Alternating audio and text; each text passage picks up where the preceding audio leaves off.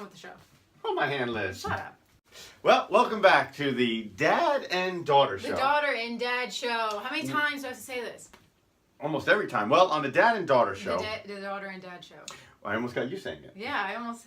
Tricky one of these days. We talk about relevant issues from the perspective of a daughter and a dad. Oh, God, you got me saying it now. You flipped me on it. Last week, we talked about being an interracial family. And we dissected it into two parts. How we view each other inside, which is really not interracial, but more multicultural. If you haven't seen that, please, after this show, go back and see it. Episode 2. And today's episode 3, where we're going to discuss how the world actually views us, how the world outside views us, and that's really interracial. Now, I'm a little off my game today because I've got a cold or something, and I can't help but to notice. Sometimes I use this, and it says like 99%, 99.99%. It's the 0.01. That's the germ you got to kill. The super germ. The other germs are harmless. It's the 0.01. It's useless. I know. It's the one that got you sick. That's it. You got to go after that germ. Interracial relations can be anything. It could be Native American Indian and Asian. It could be pretty much anything. Okay, but side note, interracial is not two types of whites together. It's not French and Italian. That's not interracial. No, this may be multicultural, but not really interracial. For some reason, the black and the white relation really defines what interracial is. It's kind of like it's like the New York Yankees of interracial stuff right there. That's right. Okay. First of all, we both can't have a hat on. That's not cool. That's like two siblings, like you're wearing a plaid shirt and I come out of my room. I just noticed you had a hat on. And I'm wearing a plaid shirt. I just noticed you had a hat on. And it's backwards. I like it. It's all right. Side. All people, and let's be honest here, the show's about being honest.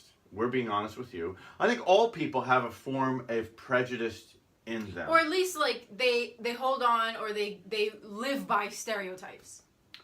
And stereotypes is not bad, in essence. I don't think if it's a correct stereotype. For example, I'm not going to, you would never walk down an alley at 2:30 in the morning. Because I have a stereotype in my head that there's going to be a robber. And it's not a correct stereotype. That's a correct stereotype.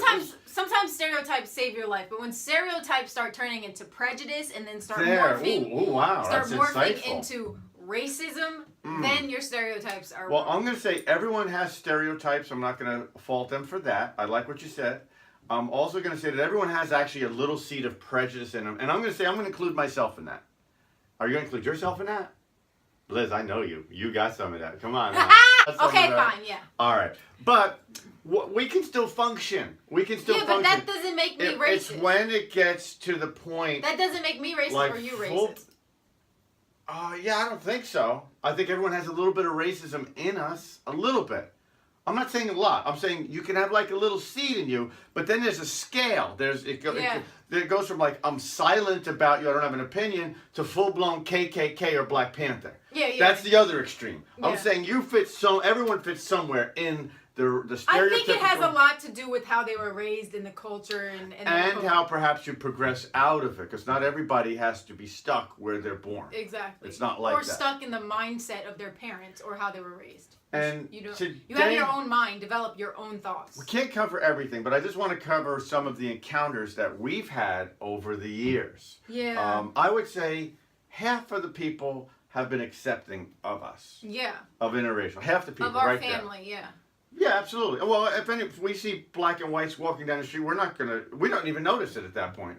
I'm just kind of looking at like what they're wearing and are they... In our point of view, we don't even notice that we're an interracial family. We talked about that last week. We just know that we're a Go back and watch last week, and you don't have to fill them in. I'm just saying. God, you got to get through this week. Now, half the people I would say are not okay. With us, not okay, and that ranges from the silence to the overtly saying something that it's not. One thing, when we had first adopted you, a neighbor that we were fairly close with stopped inviting us. We lived in a nice white neighborhood. That was episode 1. Yeah. They know. And what happened? We stopped getting invited to over certain houses. Stopped getting invited to barbecues, parties. And one of the reasons I had found out several weeks later I was not very happy is because they didn't want Alyssa in the pool. Because I was black. Because what was I going to do? to your pool. What was I gonna do? Oh damn! What was I gonna do? Was I gonna steal the little floaties? I just didn't know. Was I gonna be a little too wild? Was I gonna have too much fun? Ridiculous. So they didn't want me in the pool.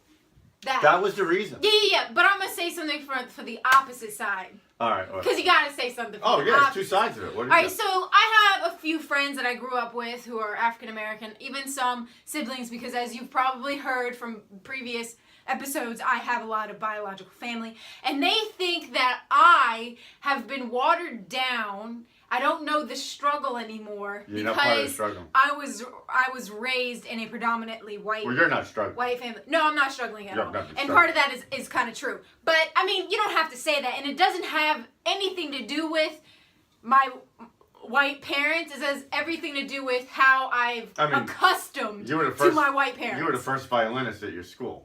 Yeah, shut up! That has nothing to do with it! What the hell? Like, you could be in the ghetto and know how to play the violin. You were the first violinist. Stop. You were the worst. Don't belittle this. I'm not sure you're part of the struggle. They might be right. Hey, I am still part of the struggle. Want to know why? Yeah. Because I wasn't invited to the pool. That's true.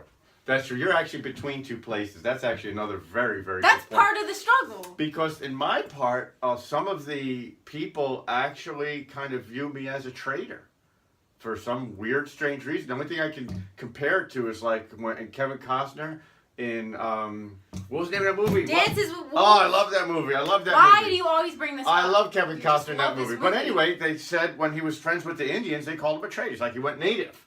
I didn't, you know. Yeah, so you said you went native. You went native, and some people actually. So apparently you went black. Well, also. When you go black, you don't go back. No. Although your mom was hot. Dating. Your mom was hot. You don't know my mom. I was adopted. Shut up. So pictures of her. You're such an idiot. She would have dated me. That has nothing to do. She would have dated me. No, she. I did have a black girlfriend in college. Not have. I had a black girlfriend in college. Very light. She was awesome.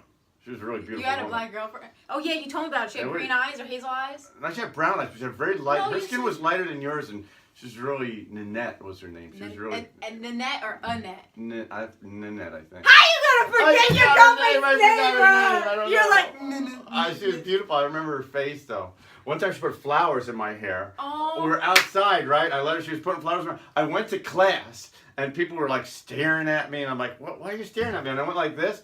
And some of the flowers fell out, and I'm like, oh, dang.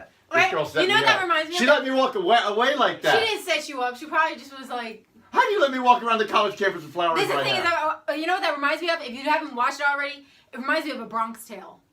Yeah. That girl was hot. That's a good movie. Why are you saying that? In Bronx Tale. She's like 4! The boyfriend and the girlfriend? They were in high school. She was like 17. She was pretty. You can't say she's If not. I were in high 17. school, I would have went out with her. That's what I'm saying. I'm talking about my college. I'm not talking about now. Oh. I'm talking about then. If that was the girl, I would have went out. Now, let me say that. Because traitor Italians, growing up in an Italian neighborhood. Yeah, in the movie, he was seen as a traitor. And actually, they got into a lot of fights and stuff like that. A lot of issues arose from that. So you can. I also noticed, like, if I go somewhere alone, I get treated completely different. Come to the front of the line, sir. Hello, sir. Come and I'm with her. And it's not so much come to the front of the line. Back of the line, back of the bus stuff going on there. Yeah, sometimes. Not all the time, but sometimes. But what I notice about is in restaurants is we'll be sitting down as a family, and so we're all eating and stuff like that, and they come up and they're like, at the end, they're like, hey, would you guys like to go with your checks? And we're like, yeah. And they're like, do you need 2 checks? Mm-hmm. Why would we need 2 checks? Why? Because you somehow in your mind can't process they weren't processing the fact that we were a family. They thought maybe I was like a girlfriend of one of my brothers, or maybe I was a guest, or who knows. I don't know what they're thinking. But if you were a white daughter, if I was a white girl, they would have just been like, all right, here's your check. It would not be. It happens. It would not be like, do you need 2 checks? It happens. The one thing that that's totally makes me angry, and I really don't get angry very often, but one time when we went to the gun show, the gun show in Virginia. Owning guns in Texas, totally normal thing. I don't know, owning guns in other places. Well, at any rate, this isn't a gun debate. Yeah. We're at a gun show, and we're not together. We're not together. I'm walking off. I walked off because I wanted to came up and I wanted to look at tasers. And you came up and said that guy called me the N-word. The N-word, yeah. That okay, so there was a group of white boys who were around my age, so in their 20s, and they were wearing like Army Reserve uniforms or something, Marine Reserves, something stupid. Oh, don't disparage the military. I'm not disparaging the military. I'm just saying that's what they were wearing. Oh, camo. And that's what. And camo. let me explain to you why I thought it would be okay to make eye contact with them. What do you mean? Because you raised me in a house where you should be able to make eye contact with any human being. No, you have respect for those who are serving for the country. So they weren't really serving. No, exactly. I learned that later. But the reason why I made eye contact was just to nod. You thought they were military? I wanted to be nice because I didn't know that part of the story. Them. Oh yeah, you were gonna. And I guess thanks for your service. I do that all the time. If you don't do that, do that. Come on. Just thank them for their service. You're damn right. Unless they turn around and call you the N-word, then you don't. But they weren't military. They weren't. They were just wearing camo, and it looked let's not make like it about they that. were so neat. That But I want to draw this to the point that. Anyway, I passed by, and all I heard was, the N-word. What about that N-word? Okay, that is so far out of bounds, man. So I told my dad. I was like really pissed off. Wait, no parent should have to hear that person called me a racial slur. There's no room. This planet's too small. It's a round ball. Like, you're going to get pushed off the planet, you do stuff like that. Don't do that. Come on. Now, really what it comes down to, how do we fix this? How do we get out of this? How do we get to where we can all get along? And I think there's 3 ways. Okay. I'm going to say 3 ways. Let's start with the one. The way I got out of it, come to Jesus. Social elevation. No, come to Jesus. That's how I got out of it. Come on, come to Jesus. Why are you doing this? I'm like, with Jesus, I'm saying, come on. You're not Jesus. I know so I'm not going Jesus. like this insinuates that you're Jesus. I was doing more in the middle. No, come to Jesus. What you should do is go like this because I'm sure he's up. That way. Number 2. What's number 2? You can, as she said, socially elevate yourself. Hey, you're not a person of faith? So what? Let's get along anyway. I will still go to a barbecue with you and throw frisbee and play baseball with you. Yeah, plenty of people who elevate. Social activists are not religious. Absolutely. But they stand for love, peace, and acceptance. The enemy of my enemy is my friend. And the enemy is racism. And anyone who is against racism is my friend. I don't care if you're different faith, no faith, any faith. Yeah. No. The third one, which actually is my favorite, I'm going to say, is, remember Independence Day, the movie, when the aliens came down and Will Smith got it united everybody. Like, we were cheering for the Russians. We were like, take them out. Aliens. Yes, aliens come to the Earth, invade us, and we all unite to do that. So it's really not black, white, Indian. It's like humans against them.